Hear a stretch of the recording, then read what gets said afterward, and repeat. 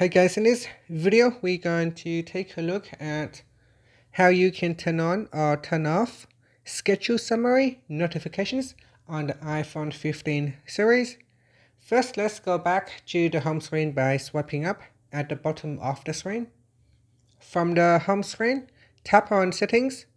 Then in the settings page, we scroll down and tap on notifications. Next, in here, tap on schedule summary. From the schedule summary screen, you can tap on the toggle button to turn on.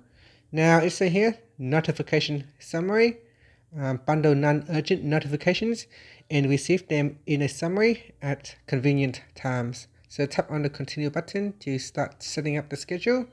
So here it says choose apps for your summary. So select which apps that you want to use. And then you can go down the list here. Now tap on the show more button to reveal more apps that you can select.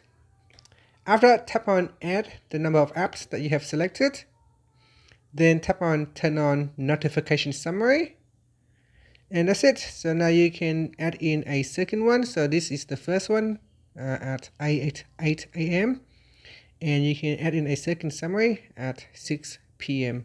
So tap on the add summary to add in additional summary.